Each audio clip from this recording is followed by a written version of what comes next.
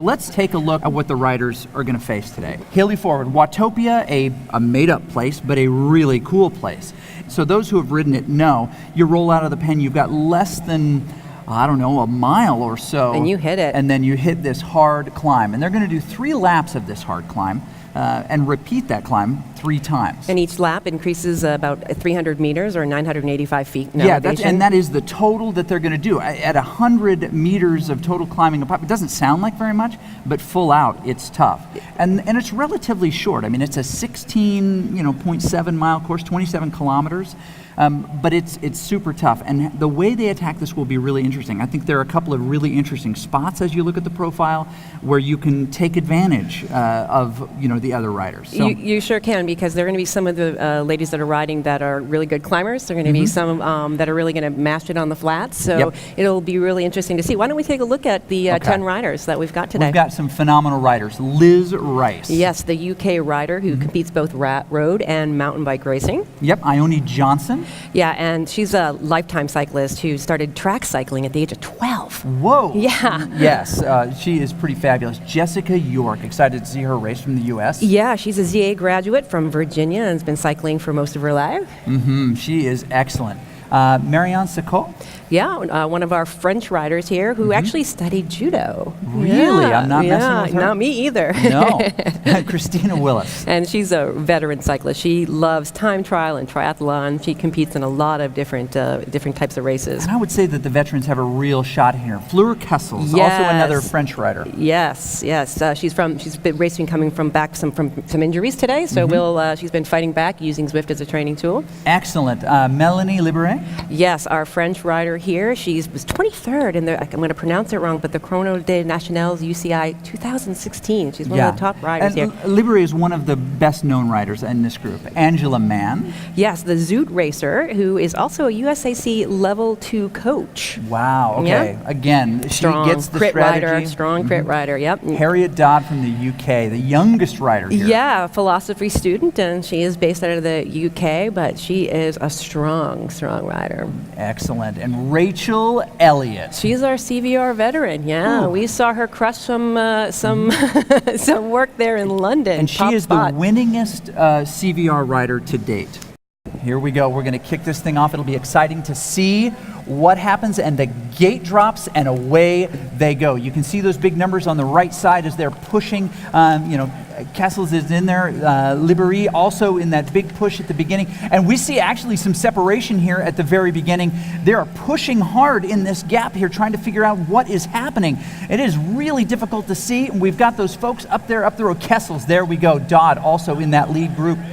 We are over the shoulder of Liberi, making sense of what's going on. You can see the fan and the wind of their face of Liz Rice. Liz looks focused. She is really on the money here. Yes, they're really spread out here, but they're starting to relax a little bit. Those numbers on the left side of the bottom of each of their names, as you look at the piece here, tells you whether they're in the red or the orange in this case or not, whether they are pushing as hard as they can. But look at Angela Mann there, 5.4 no watts. kidding. She is not taking this lightly. She's got that pedal down. And they know how long this is. They're going to go pretty hard for about 45 minutes here, maybe a little bit less, pushing hard. Angela Mann right there as well, pushing as hard as she can. Now they're starting to come together here. Now this is the calm before the storm. They're going to come around, they're going to cross that bridge there that we see on screen, and then it peaks up 3%, then 5%, then 7-8%, and real separation can happen right there. They're taking a look just to see what's happening. We're also going to be able to look quite a bit at the telemetry numbers and see where they stand on course. Now right now they're all Gruppo Compacto as the telemetry shows us here, but they are going to probably separate throughout on this We are climb. going to see especially some separation maybe on this little hill. It's a little puncher. Coming to the white line right after the bridge here is where the real climb starts in earnest here. Camera locked into Rachel Elliott, which is a good place to be, that KTR rider. Now she is going to push around this corner. Ooh, we see some hot numbers here at the front. She is not necessarily on the front, but pushing a little bit harder.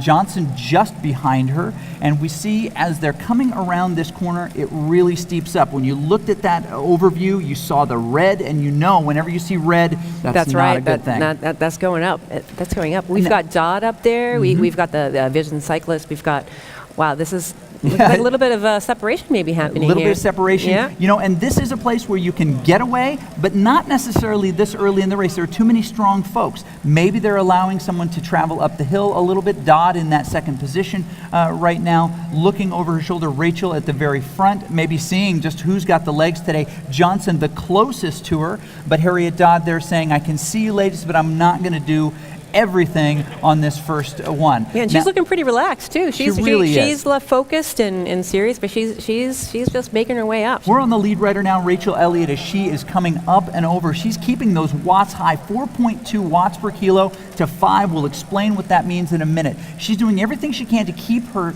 pace up there. And as we look over the top of hers, we see that she's coming under the banner, and it eases up at this point. But you'll notice she won't ease up. She's holding 38, 39 kilometers an hour, which is pretty fast. She's over 40 now, pushing, trying to keep her speed high. This is critical in a race like this, that you keep your moving speed as high as you can. It's less about effort in different spots and more about how much speed you can put in. You'll notice these gaps starting to develop, and those are some pretty big and scary gaps. We've got Dodd behind her, 7 seconds, and it's Psycho behind that, 11 seconds behind Rachel. But you know that I think they're going to group up here. I think I think so. These top 3 riders for sure. Now, if you're one of the later riders in the race, you're going to want, or later, deeper in the pack, you're going to want to look around for people to work with. You've got to make an agreement. And in a room like this, you can shout, "Let's go," and have the other riders who are chasing see what that's all about. Yep, you got now, Rice. Rachel does not want to do this race by herself the entire time. She certainly wants separation, but we know this face. She starts to get that lean a little bit to the side. She starts to push that suffering out, and she'll put it all on the bike right now. Rachel is a great rider for those reasons. Now, as these other riders come up and over the top, we'll get a better sense of where they are in the overall course as we can see that telemetry, and we'll see those gaps. But we know that Johnson and Dodd were right in her rearview mirror, just meters behind. I would expect at least Johnson and Dodd to pull together and start working together. Psycho was in there too, I think. And there they are, exactly as we predicted, 3 Yep. riders together. Now, it appears to me that Rachel is still off the front of this group, but these 3 riders can work together. Johnson, who do we have in this group? Kessels. Kessel. You got the next group coming there, so they can kind of group up there. Mann, Willis, you know, maybe they can kind of form a coalition maybe and get together and try to chase it down. Because one of the things that people who aren't in the game might not realize, there's a draft effect here. Yes, so there if is. we can get 3 or 4 people in that chase pack together and benefit from the draft, you know, there's a chance they can close up that gap.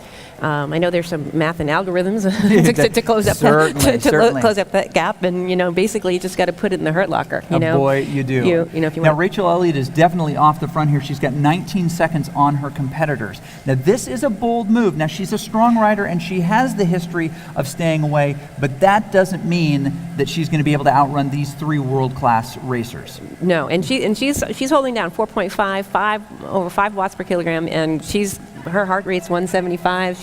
She's pushing it, but she's used to that type of effort. Time trialist, right? You know, and you know, she's used to being on her own, and you know, maybe saying, "Sorry, ladies, you're not taking my wheel." Exactly. You know, and I'll bet you she would like to have someone to work with here. She doesn't have to win this stage. She's got a group of people surrounding her, very impressed with the work that she's doing. She definitely can put out the power and put herself in that pain zone. So we see Kessels, Johnson, and Dodd right here. Well, actually, Kessels leading this chase group of Liberi and Mann. Yes. Now, the trio of them right now are doing really good watts per kilo. Yes. This is the second of 3 mini climbs. This is really just a riser and a bump. You see that separation there overhead, and we know that if they're not together, then 2 people are working harder than the 3 of them could be together. So it'll be important for them to pull this together, but this might actually be a shot across the bow of Melanie saying, look, we got to go faster, sisters. We've got to push harder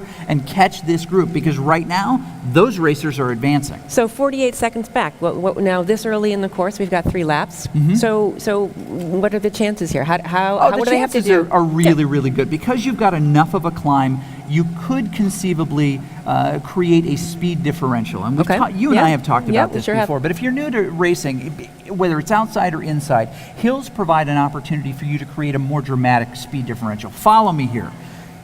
I'm with you. I'm following you. Chris versus math. Now here's how it goes. If we're on the flat and we can all travel at about the same resistance level, but the difference is 40 kilometers an hour versus 35 kilometers an hour, that's not a big gap in the overall percentage of the space and speed that we're taking. Follow me here. But if we hit a climb and I can hold 25 kilometers an hour and the rest of the group is only holding 15, that differential over the percentage of the overall speed and the differential between the two allows us to close gaps much faster. Here is the thesis, and this is what you need to write down in your special book of memories. If you're going fast on a climb, you can overtake people or separate from people much easier than you can on the flat, right? Because everyone is subject to that same tension, and if you can create more speed than the people that you're racing with, as they are on this bumper right here, you can actually increase gaps or shrink them depending on what you want to do. So it'll be interesting to see what Rachel does. She's got a nice 42-second, 50-second now gap almost on these other riders, and she is cresting the top here and already into what are called the S's. And we've got these three riders doing a really good turn trying to catch her. This is the time when you do it. You do it on the climbs, and you maintain that speed as high as you can. And because they can see one another on the course, they know what power they're doing, they can actually make decisions that will actually influence what happens in the race. That's right, and there's Flora looking really focused right down the line of riders there. Everyone's just working really hard. And I think they did close it up a little bit, 30 seconds. Yeah, so it was 45, and so they're chipping away at it. They have to keep working and keep working together. We've got behind that we've got Liz Rice and Christina Willis, and there's Psycho right there, and she's still looking pretty serious, but she is. But it's fun to watch the effort. There's Christina Willis. Everyone looks a little different when they take it to that pain place, right? Absolutely. Some people have got the poker face, and and some people just like lay it all out there. They're like, this is I'm gonna sweat and working, and that's what it's doing here. So the Willis Chase Group is coming over the JW Bridge, the Julin Washington Bridge. Julin Washington is the creator and curator of Zwift Riders, the biggest Facebook group, biggest collection of virtual riders anywhere. And John, who is, and his programming team over at Zwift, decided to name that bridge after her. It's got a JW on it, and she is awesome. That's Sassy such a fun fact. Such a fun fact. So we'll put that in there. Yeah. So the JW Bridge. Now, right after that JW Bridge, for those who are new to the world, we're going to hit another one. Is the hill, the kicker, right, that leads into the S's, which is a section of rollers here, which I think offers some strategic opportunities to some of these different riders. Now, as we see this Chase Group, the Willis and Rice Chase Group in York, coming up and over the hill here, they're going to enter into the S's. They are now chasing the Kessel's group by about a minute and a half. But I point out that we're going to advance the two fastest riders who don't make the top four in each race. Now, the top four is shaping out here, but I think that there's quite a bit that can still happen here. There is. I mean, that's what's really nice about having these preliminary races, right? Yes. You're working a different type of strategy. You're trying to get yourself. It's true. And Angela Mann, by the way, right now is in a phenomenal position. She's only a minute behind this trio. The trio is starting to ease up a little bit. They are not working as hard. I think they've made the decision, look, I think we're advancing, ladies. Let's not blow ourselves up here. We don't need a pulled muscle. We'll save a little for tomorrow, right. maybe, It's not all or nothing. It's very strategic here in this day before. But for Mann, she knows she's got the opportunity to break up that group. She's going to catch Dodd and Johnson. And she's a crit rider, so she is used to. And I was talking with her over dinner last night, and she was saying that she'll do a back-to-back crit. She'll just go do one and have a snack bar and off she goes. So and I'll actually do 2 or 3 crits in a row. There you go. For real. There you go. So so if she and I are similar athletic, quality. I was really putting in the same column there, that Chris. Is most certainly not it. Now you'll notice here at CVR Paris, we have all of the riders in a straight line here. This is unique. We in the past have had them, in different. Orientations, they've been set up a little bit differently. Often they go to the standard esports set, which is everybody, even across a stage. But this is a unique way to do it. It allows you, first of all, to let the fans get up close and personal and cheer them on, get in their ear, to watch over their shoulder, to be a part of it, which hasn't happened before. And this, the National Velodrome allows us that floor space to do this, and it's really exciting. But also, they can see the body language of one another, right, especially further back in the group, in a different way. And we were talking about this before, and I was talking to Rachel, who is at the end of the line. She's got a distinct advantage, because as she looks at her competitors, she can see everyone down the line and determine whether or not they are like putting in a physical dig. Now, sometimes the avatars in World will respond. We've got Rachel Elliott out of the saddle in the game, but in the saddle in real life, they don't necessarily match right, what happens. Right. The body language doesn't really give it away. You have to kind of go on other things, maybe a little Jedi voodoo magic to feel right, what the other folks are going to do. But in a virtual environment where you can see one another, just like a real race, it adds a you whole, can tell yeah, when it someone's gearing up. whole new dynamic to it, for sure. And that's one of the things that's really interesting to watch, to see if they really are looking around. Mm-hmm. And again, some of these racers are new to the Zwift environment, so Yeah. they're used to looking at riders' body language, so they're going to be reading those cues, and they're also being mindful of what they might be projecting, because that's one of the things. Maybe I'm going to be a little guarded if you're racing in your basement and your Yeah. competitor doesn't know you're slumped over your handlebars, forgetting to swallow and unable to have a sip of water. They Yeah. don't know that. They don't see it. Exactly. So we're about 16 minutes into the race here, and we're coming around, finishing up this first lap here.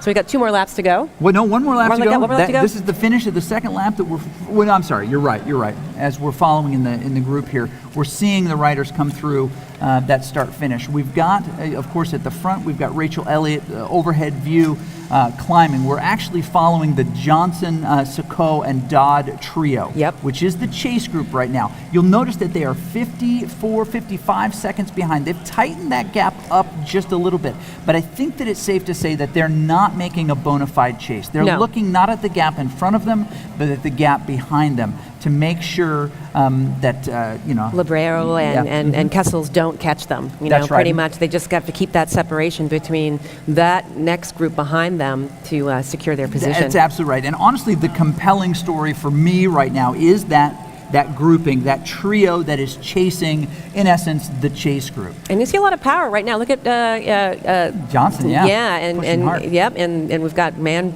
doing some power there, 5.3 coming up that hill. She's like, I'm got it. And Willis was right behind there, but Yeah. Yep, so that they're working. You know what, and if I'm the coach in the ear, if I'm in the team car following this trio, I'm saying somebody, it doesn't matter who, has got to be at the front of this group doing 4.5 to 5 watts per kilo. That's it. Whoever is on the front has to be doing that. We can trade off, because you can almost hold at a full watt per kilo less on the tight wheel of somebody else. But they've got to make that decision, and they've got to go. So, these riders are split up. We'll have to actually take a look where they're physically located in the room here. They may not be able to whisper to one another like they could. Yeah, they in can't the reach line. over and touch one another, but No, they can't. But we should be able to hear someone across the group, with an allay to get them moving. But they need someone at the front of this group doing those. Now we've got a separation in that group. Yeah, Sacco little bit comes of- over yep, the top, yep. but she backs off just a little bit, dropping below 4 watts per kilo. Well, maybe not. She's No. like, we got to chase here, and But you'll she'll have to notice. figure out the game there a little bit too, because Yep. when you come up over the hill on a smart trainer, right, Yeah. you have to keep that pedal down. There's no softening coming over No, the top of the there's hill, not, there's not. and it looks like that she's keeping it down here. For those familiar with cyclocross, we talk about it's a game of transitions. And I think virtual cycling also is yeah. a game of transitions. How do you transition from the flat into the climb to maintain as much power? How do you transition from the top of a climb into a flat or a descent so that you maintain as much speed as possible? And that really is a secret in any environment where you have to change over from one style to another. Now in cyclocross, it's corners. In virtual cycling, it's something else. It's the transition of that power. Are they coming together enough here? I see Harriet Dodd kind of trailing just by a few meters here. Yeah, we've got that group working together, and we've got Kessels and Mann there together, and Liz Rice and Willis coming up there. So we've got three different groups here right now. It does. Now the interesting part about this is that again, with 2 trios here. There's quite a bit of competition that conceivably will happen in that next trio because overall time matters. There are still 2 positions. If we are so bold to assume that there will be no mechanical in this first 4, that Rachel Elliott, world class, will not suddenly just fall off the bike or decide that she's going to go get a Twinkie. I don't think that's probably likely. not, right? Yeah. But you've got 3 riders who are essentially riding together but vying for one of those open spots. Correct. That's the story in my mind, is how much do they work together? How long does this coalition of the willing last? And when, if you think you are the stronger rider in the group, when do you make your move? That's right. That's right.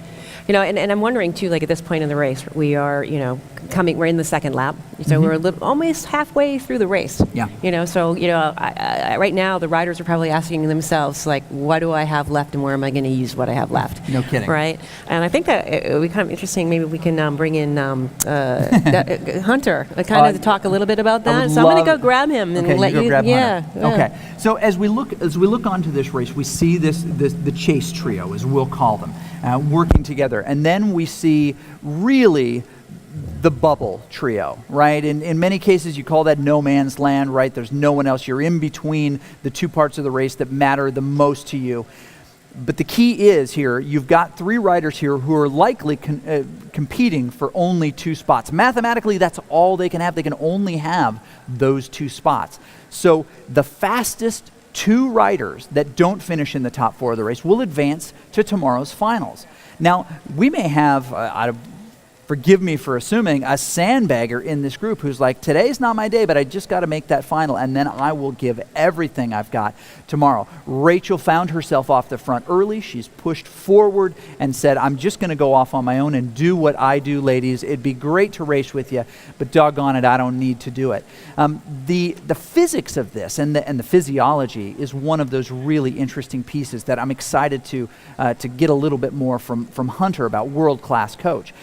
Because he has an insight here into what's happening with these riders on course. Now again, about the chase trio, right? We've got the lead trio, just so that you understand my nomenclature, and the chase trio. The chase trio are the ones who are still in the piece there. You know, I've been watching closely what's happening with Rachel Elliott here, and she is definitely seeing just a little bit difference in power. Now, she's a time trialist, but I think she's aware of the gap that she's got, and she's not pushing it as hard. Her heart rate has dropped a little bit. Her overall watts have dropped just a little bit. Now, she is in the S's, so we've got some up and down here, kind of classic rollers. But she is definitely taking it a little bit easier. Now, as we kind of cast back through the group, we are seeing the heart rates elevate in the Seco group, Johnson and Dodd, who are all there together kind of fighting for that spot. Now, the gap for Rachel Elliott is now almost 3 minutes. They are not pushing as hard. They are certainly not trying to catch, but the gap between them and the next group has actually fallen. Is it something that they can overcome on that last group there? That is interesting. The Willis group is chasing as well, but they are not nearly as organized as one would hope. Maybe Hunter will walk down there to that group and give them a little bit of a pep talk saying, look, someone has got to go hard, or all of you are going home. Right. Now think about this. They don't know what's going to happen in the next race. There are no guarantees for these ladies in this race today. So if they don't go hard enough and they don't generate those fast times, they may think, hey, well, I'll probably be one of the next fastest times. No, you don't know that. Right. You can't make that assumption. No. In the next preliminary race, you could have Grupo Compacto that pushes everyone at a much higher speed together until the very end. It could be a very different race. So you've got to assume that this is it. This is everything. I love it. We hear folks yelling and the crowd going on here. That's exciting. We don't want to see this, I guess, an assumption that just because I'm maybe one of the fastest that are left that I'm going to advance tomorrow. No. The two wild cards could come from the next race. From the and next not race. This That's one. right. That's right. So as you look across this group, now we've got some great efforts being put in. There are some folks who are who are not part of this main group, who are actually, kind of in the back, but they are still putting in really good efforts. A couple of them racing straight for pride. We see Hunter over look the at shoulder. him. That's a nice feeling right there to have your coach not just in Right in your your ear, ear. right there, right there. No kidding. Giving Christina some pep talk. Go get him, Christina. Yeah, and Christina is one of the folks here from the Zoot team. We've got a couple of folks from this Zoot team racing here together. And we asked ourselves, kind of early in preparation, is there something that might happen teamwork-wise here? It looks like they're not working together necessarily. They're not separated. But one of the reasons that Christina can be maybe in the group that she's in is that she realizes that she doesn't want to compete with her teammate. Right, her teammate's right. gotten up the road. She's going to kind of take it a little bit easier and say, look, I'm not going to help anyone catch her, and I'm certainly not going to try to beat her. So I'm going to let her run her race and just kind of take a step back. And there's Flora getting a nice big smile there. It's a nice little boost Yes. to get a little encouragement. You Yeah, know. when you have a world-class coach. That's not a bad, Yeah. not a bad over your shoulder message right there. A nice big smile. Now, Kessels, this is really interesting because we're about a minute plus back from that next group. And if they're going to make up any time, it's going to be in this next section. Yes. The biggest opportunity, as I mentioned before, to gain advantage in a virtual race is on that big hill. On that hill. But what we noticed, and this happened before, we saw Rachel with a 55-second lead on that hill, and it looked like they were going to catch her. But Rachel, being that savvy, veteran that she is, over the top increased that speed, and there's that period of time. It's elastic band. It Right. just kind of Where her speed picks up, and the climbing group maintains their speed, and so the gap gets much bigger, the seconds get much bigger. You've got that first third to first half of the climb to really make up what you can make up, and it has to be significantly higher than what your competitor did in speed and overall watts per kilo. So for those who don't really understand what this whole watts per kilo thing is, let's we talk keep a little bit mentioning. about that. Yeah, so all of the riders were weighed in. And basically, they're on equipment that has all been calibrated. And inside the game, it's basically how much power per kilogram that you're putting out. Right. So we can look at those numbers and we can say, okay, a higher watts per kilogram will translate into a higher pace.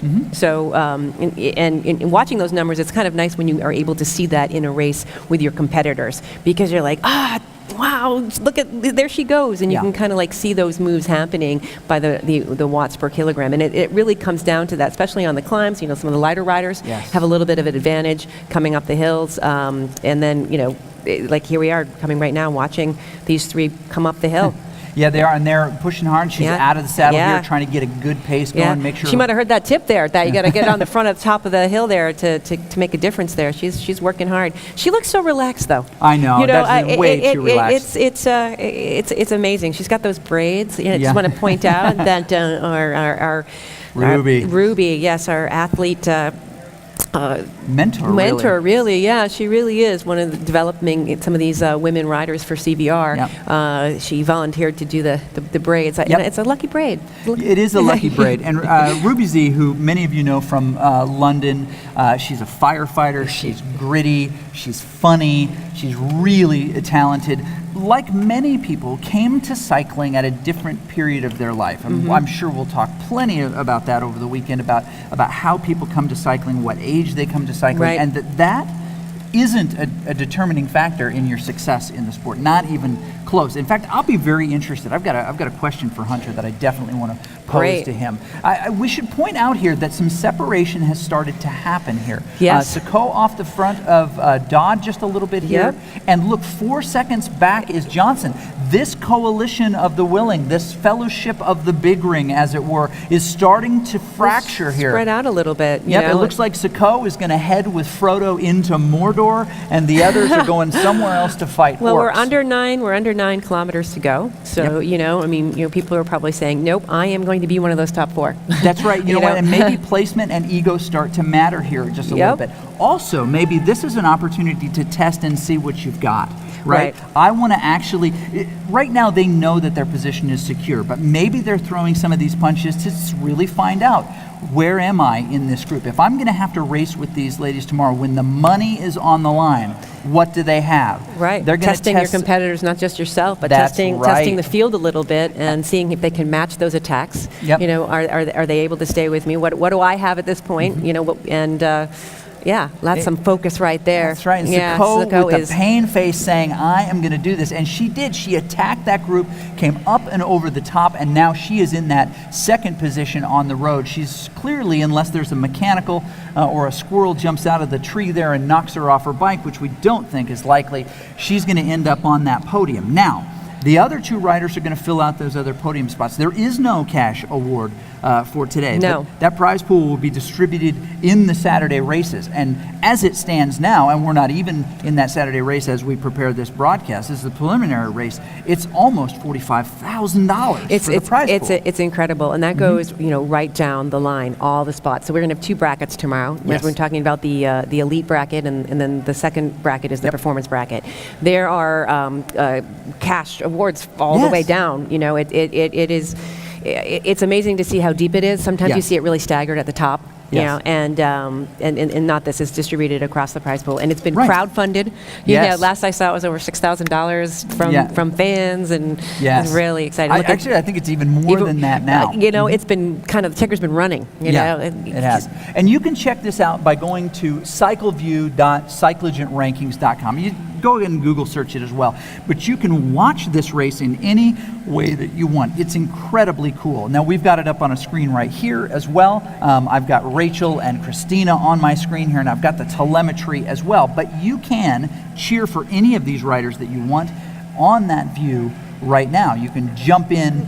And you can watch your favorite rider. We might be talking about a different point of the race, but you know, if you're at home watching this, you can take a look at the telemetry. You can use those pull-down menus to select a view to be on the rider and watch what they're doing and cheer them on. You know, you can.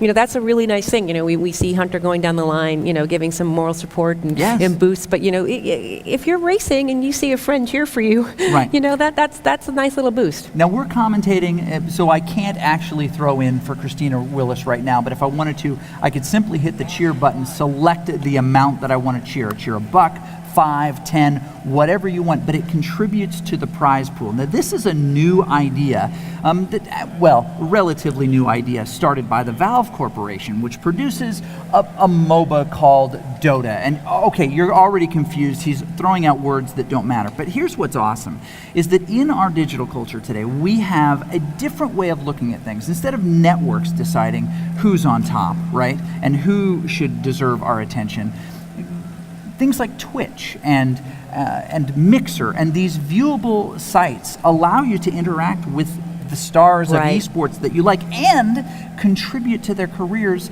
by subscribing, or in a case like this, and again, the reference to Dota, actually contributing to the prize pool.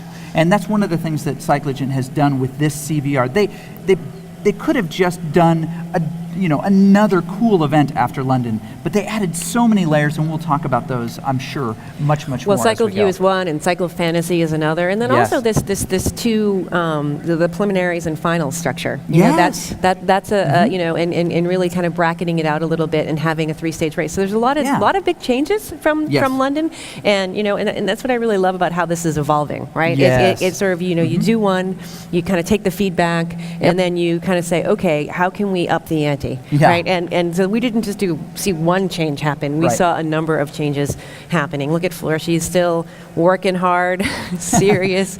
So the Cycle Fantasy is fun. I hope that people participate in that tomorrow as well. It is, and you know what? We will have our own Cycle Fantasy kind of group going, and we'll see who the winner is, and we'll maybe make a little. What, a throwdown? Are we on a team, or are we? No. It's a throwdown. Okay, it's to see who knows the most about. So I have to make sure you're not looking over my shoulder at my selection. You got to keep that secret. Okay, I will do that. So Ione and Fleur, both, as we see their faces across the screen, you can tell how hard they're working here in the velodrome.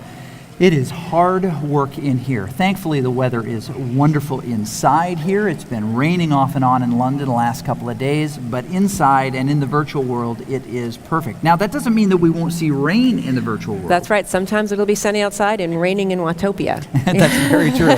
Very true. It happens from time to time. As we look at these riders kind of finishing up here, we are on the final lap. We've seen Rachel come up and over the top of this. She's got a formidable lead at this point, and is working as hard as she needs to really to stay off the front. But for her, it also might be a test of what she's going to be able to accomplish with the remainder of her time. Now she's in the she's in that final section of what I call the kicker climb. It comes after that JW bridge that we talked just a little bit ago, and then into this roller section. She's still holding high watts, 240, she 230. has not backing off much at all. Heart rate is plenty high there, but she knows that the finish line is within sight for her, so she may be doing a little bit of a kind of a ramp off here. We've seen the heart rate go down a little bit. She's got to think about tomorrow. As the winner of this race, she knows she automatically advances. She probably did a little bit of kind of system testing to see what she can do in this type of situation, how good she feels. Riders can often take the way they feel and compare it to the numbers they see, and they can say, well, okay, I'm right in my zone, I'm right where I need to be, or I'm off a little. That's right. That's right. Yeah. And as we see Dodd coming here, chasing Sacco here, there is a big Johnson. gap, right? Mm-hmm. And Johnson is now 43 seconds behind Sacco, Dodd and more than a minute behind Sacco. Yeah. Now, these riders have broken apart. At this point, it's the test. Now, Dodd knows where she is in the lineup, but Johnson, chasing behind there, still is within reach. You've got that kicker, and boy, I've made up as much as 30 seconds on that kicker before in a race. It's surprising because sometimes those gaps open up and you're busting yourself to get just a close 20 seconds, and then the next time you're like, oh, depending on where you are on the course, can really make a difference of how hard or easy, or it's never easy, but how less difficult it is. Yeah, it certainly is. Now, as they're pushing here, you've got people in your ear saying, "You've got this, nice job." Yeah, some of the other competitors of Heat 2 here, over the shoulder of Harriet, just saying, "Come on, girl, keep working, keep working." Can do this. Yeah, we got some confetti happening there for Psycho there. Very cool. Now we've got Kessel's there also, about a minute and a half behind. Really, the competitor in her trio. These four riders are going to advance. Elliott, Sacco, Dodd, and Johnson. There's no question about that. Liz has done exactly what she needs to hang in this. She's guaranteed a spot in this, save a mechanical or something jumps out of the virtual bushes here. Man is the one who is really in position. Angela has the opportunity to deliver a time. She's got to push as hard as she can. And frankly, not just Angela, but Kessel's behind her. Yeah. If she can put in a really good push, she could make the finals tomorrow. Right. That's still That's about a possibility. the time. The time. We don't know what's going to happen in Heat 2. We don't know what that cumulative time is going to be. And as you mentioned earlier, in this race we've had Rachel off the front, a small little group. But in Heat 2 for the women's, we could have a big group, and their general speed is because they're working together as a larger peloton. That can happen. It might not. But it can happen. Here comes Rachel. Oh my goodness! As she's about to finish this race, she's going to come across as the winner of this. Now, it's a spot on the podium that she's very comfortable with. I don't know what she would do on a second or third step. I don't think she knows what she would do on that step. But she'll come under. She'll be our winner today. Congratulations, Rachel. Cheers go up in the room, and she backs it off just a little bit. We see that smile come across her face. Not something we would expect to see during the race itself. Now, Sacco, with the gap behind her, now testing to see what she can do. She knows she's got more than a 30-second gap. Coming through the S's, and Dodd is behind her by 30 seconds. Johnson by more than a minute. But as she tested this, what types of things do you think she discovered about Dodd and Johnson? Well, she was able to see what they had at the end, so they were able to see, where they were going to work together. What do I have? Sacco just kind of laid it down and broke away. So she was kind of saying, okay, I had a little bit more there today, and if I happen to face Dodd tomorrow, in these situations, this is where I might be able to do it. And Dodd's going to say, okay, this is where Sacco got away from me, and that's where I'm going to pay attention tomorrow, because part of the race is hilly reverse. Right, So, exactly. So they're going to see parts of this course, but in a different direction. And you'll notice that she put in the attack right where we suggested Yes. that the most differential Would could be happen. created. The Yep. difference could be created on that first climb, and she put in the work on whether they were late to respond. Now, you've ridden in groups before where you've been the strongest rider. You and I both ridden in groups where we're not the strongest rider. Sometimes there's that moment where you're like, I think I'm the faster rider here. I think I'm stronger. I think I'm feeling better. And I feel like the workload is uneven. And I wonder, well, maybe we'll check in with her afterwards. to see what she she feel felt like, like well, that. I feel like these guys are kind of dragging. Right. And so if I'm having to do the work, I'm going to do the work by myself. I'm not going to help them Right. beat me to the line. Because as we know, there are some people who are just really good at the sprint, Yep. but maintaining that time trial, Rachel Elliott power is not something they can maintain. They can put in those sprints. And the worst thing ever is to tow someone to the line, Right, and then have someone them, sprint around them. That is, yep. And I think here we come. She comes 300 banner there to go for Soko. Yep, sitting up, feeling comfortable Yep. about what's going on there. It Yep. looks like things are going pretty well for her. She eases up a little bit. Her heart rate is still pretty high, but her Yep. watts are starting to drop To come down. As we look at that overhead view, which gives us that beautiful rain here on Watopia Island. Almost on cue. Yes, almost Nice on job. cue. She finishes up, she takes that second spot and eases up, can relax a little bit more. Now the other two are likely just as confirmed as these. Super exciting.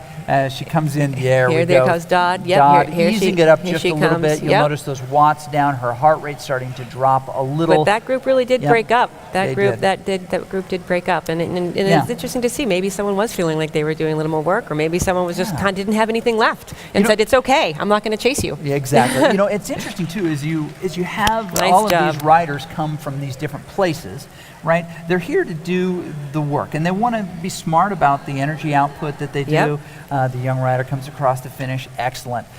But they also kind of want to compare their times with the other preliminary heat to see Right. really where they stack up. Yep. And they'll decide, well, gosh, I've got a chance for a podium spot, or I just don't want to be, last in this group.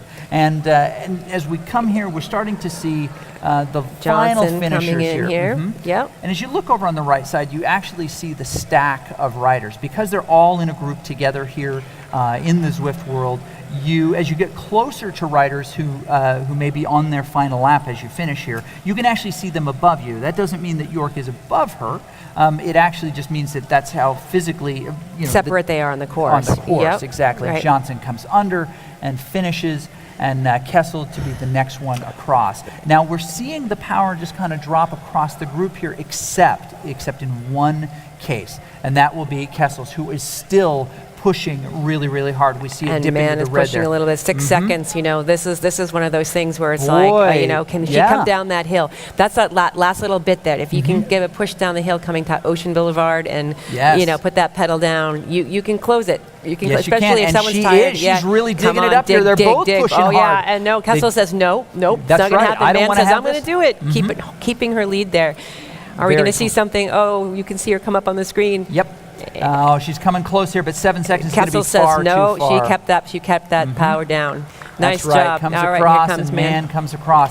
And for our purposes here, we'll certainly make available to you the rundown, but we'll start to kind of close down this preliminary broadcast. Let's do it with a real quick recap. Very early on that first rise, we heard a statement from Rachel Elliott, which Right. says, this is the speed that we go in these races. This is the hard effort. And she was saying that to other professional riders, who do this for a living, who people pay to put on the spandex and go out and train in all conditions. Yeah. Oh. Well, that's her style. She's like, I'm a time trialist. I'm going. I That's know what I right. can do, and here I go. Off I go. Yeah, it's and very it does true.